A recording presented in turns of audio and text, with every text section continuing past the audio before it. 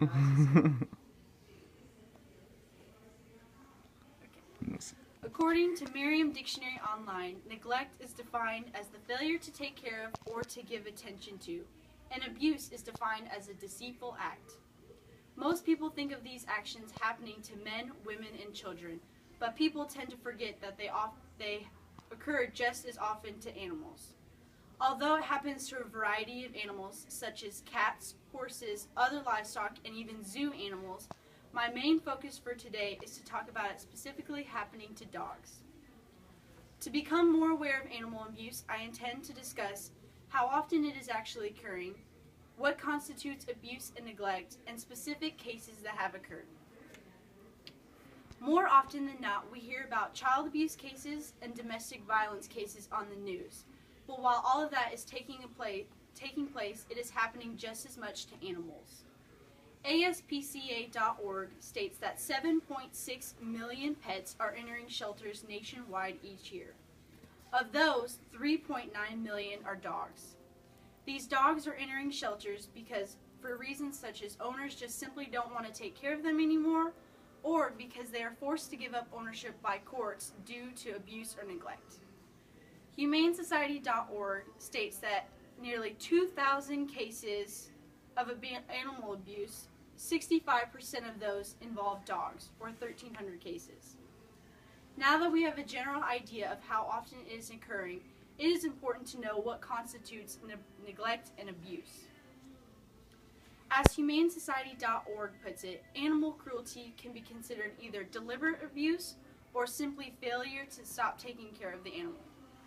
Neglect is when an animal does not have sufficient amount of food, water, a decent shelter, or the necessary medical attention. It is common sense that dogs need food and water, but what people tend to forget is there are specific requirements when it comes to their shelter. If the dog is an outside dog and there are hot temperatures, they require shade to cool off. If it's cold temperatures, they need protection from that cold. If they have a kennel, it should be properly cleaned and kept up with. Some people choose to avoid the medical attention part due to the expense of it, but dogs need annual shots, medicine when they're sick, and regular checkups to make sure nothing out of the ordinary is going on. Abuse is just defined as a deliberate physical act committed against an animal. Personally, it's hard to imagine that people actually do these terrible things to innocent animals, but here's the final proof that these things are actually happening right underneath our noses. AnimalRightsActions.com discusses several different cases that have occurred, but I chose to just discuss two. A 17-year-old boy named Ahmed Tay recorded a video of himself dragging a dog by its tail on what appeared to be at least a 3-story high building, after which he tossed the dog over the side of it. In the video, you can hear the dog moaning in pain at the end. It suffered several broken bones and internal bleeding for at least 3 weeks before finally passing away. In addition to that, a vet surgeon conducted an interview with the boy, during which you can see the boy had no remorse for the acts he committed because he was smiling and smirking the whole time. He also admitted that he had committed this crime against several other animals.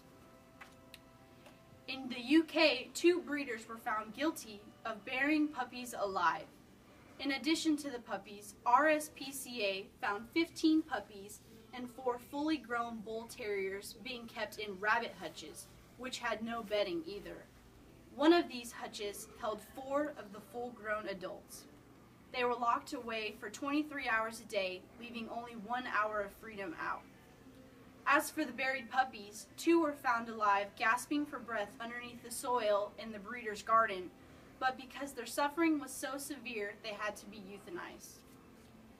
It is unacceptable that these things are happening, and more people need to be working to prevent it. It can never hurt to learn more about animal abuse. If more people know about it, maybe we can lessen the chances of it happening. Woo!